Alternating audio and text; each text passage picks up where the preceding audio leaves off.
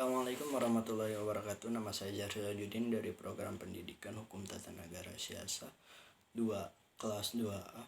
Nomor induk mahasiswa 119030016.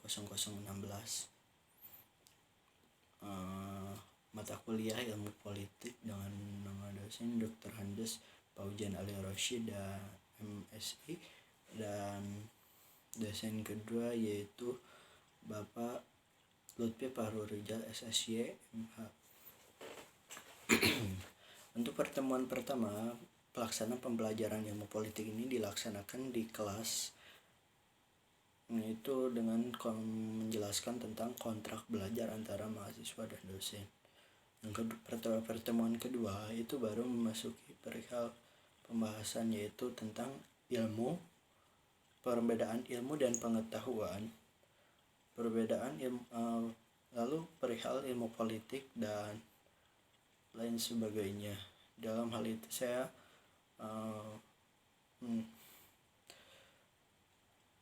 pada pertemuan ketiga itu, antara pertemuan kedua dan ketiga itu terjadi permasalahan dalam konektivitas belajar, dan yaitu adanya kebijakan kampus mengenai adanya virus corona, tanggapan terhadap virus corona. Maka kita belajar di rumah dan melaksanakan kegiatan belajar secara daring.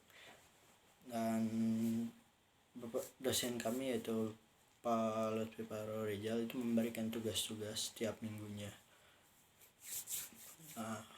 Pada setiap pertemuan itu ada pembahasan bagaimana kita harus mengumpulkan pendapat sesuai dari referensi, ataupun kita mengomentari pendapat orang lain, mengkritisi dan sebagainya, berdiskusi dan sebagainya. Pada pertemuan ketiga kita membahas tentang demokrasi. Apa itu demokrasi dan bagaimana demokrasi di Indonesia?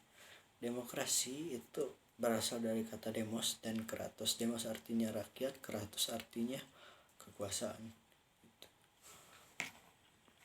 Demokrasi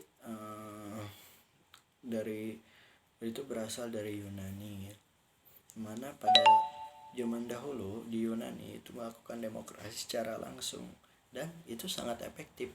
Kenapa? Karena kalau kita lihat demokrasi di Yunani, masyarakatnya itu yang dulu itu masih sedikit, hanya berkisar antara 300.000 orang itu di Yunani. Maka demokrasi dilakukan secara langsung dan berjalan dengan efektif. Namun keadaan demokrasi seiring berkembangnya zaman itu semakin berubah dan berkembang. Itu kita mulai mengenal tentang demokrasi perwakilan, yaitu representatif demokrasi, yaitu yang mana karena negara itu sudah besar dan masyarakatnya sudah banyak, maka dibangunlah perwakilan dari rakyat untuk menyeruakan pendapat mereka gitu. Bagaimana perihal demokrasi di Indonesia? Saya anggap di Indonesia ini demokrasi berjalan gitu. Bagaimana, apakah ideal atau tidak ideal? Saya anggap saya berkomentar bahwa demokrasi di Indonesia sangat ideal, karena Indonesia itu adalah persinggahan beberapa ideologi, persinggungan antara ideologi dunia gitu. Yang mana masyarakat Indonesia itu selain itu juga berheterogen gitu, berasal dari suku-suku, budaya-budaya yang berbeda-beda. Maka dari itu Indonesia di demokrasi sangat ideal dipakai di Indonesia. Namun sekarang belum efektif. Saya memang berjalan secara mestinya, sebagaimana pemilihan umum itu sudah berjalan. Kalau kita melihat dari syarat-syarat dan dari terenggalanya pemerintahan yang demokrasi di bawah rule of law, menurut Commission of Juris, International Commission of Juris yang dilakukan di Bangkok itu, pada konferensi itu menyatakan bahwa syarat-syarat atau tersenggahnya pemerintah yang demokrasi itu ada 6, yaitu perlindungan konstitusional, lalu badan kehakiman yang bebas dan tidak berpihak, yang ketiga ada pemilihan yang bebas, yang keempat kebebasan berpendapat, berorganisasi dan beroposisi gitu, bahkan beroposisi. Yang kelima, kebebasan menyatakan pendapat, dan yang keenam adalah pendidikan kewarganegaraan. Nah, di Indonesia sendiri saya kira belum tercapai semua itu, karena ada halnya kebebasan berpendapat kita dibungkam, ada halnya kebebasan beroposisi kita, berorganisasi kita itu dibatasi, ada halnya badan kehakiman kita itu secara tidak langsung berpihak gitu, ada antara misalnya si kaya dan si miskin dan sebagainya gitu.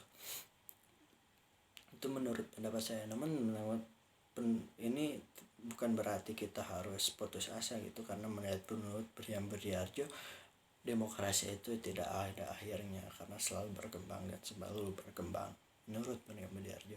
Lalu pada pertemuan keempat kita membahas tentang kekuasaan dalam suatu negara, itu kan harus dibatasi. Nah, dibatasinya itu dengan pembagian kekuasaan dan pemisahan kekuasaan. Montesquieu itu kita dengar dulu itu di Yunani atau pada zaman dahulu, pemerintah itu adalah pemerintahan yang absolut. Lalu misalnya Montesquieu hadir, belum itu misalnya dulu absolut atau autokrasi. Sekarang eksistensi autokrasi menurut Suhino itu tidak lagi ada gitu, dianggap sudah hilang dari peradaban dunia. Adanya juga autokrasi modern, tetapi autokrasi modern ini mengkapoldir sebagai demokrasi modern gitu. Nah, sistem pembatasan kekuasaan atau pemisahan kekuasaan dan pembagian kekuasaan itu yang pertama oleh Montesquieu, itu ada pemisahan kekuasaan yang dengan pemikirannya yaitu perihal tentang trias politika, yaitu eksekutif, yudikatif, dan legislatif. Itu berguna untuk membatasi autokrasi gitu, agar autokrasi itu tidak berjalan, pemimpinan yang absolut itu tidak ada gitu.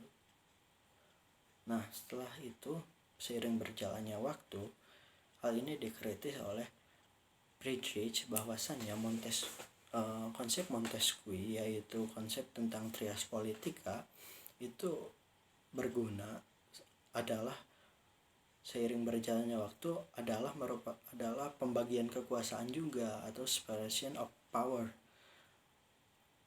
atau distribution of power gitu. Karena pembagian di dalam kekuasaan itu terkadang eksekutif dan yudikatif serta legislatif. Itu eksekutif itu terkadang bisa bermain di lapangan yudikatif ataupun bermain di lapangan legislatif, begitu pula sebaliknya gitu. Nah, lalu pertemuan ke-5 kita membahas tentang hak asasi manusia. Hak asasi manusia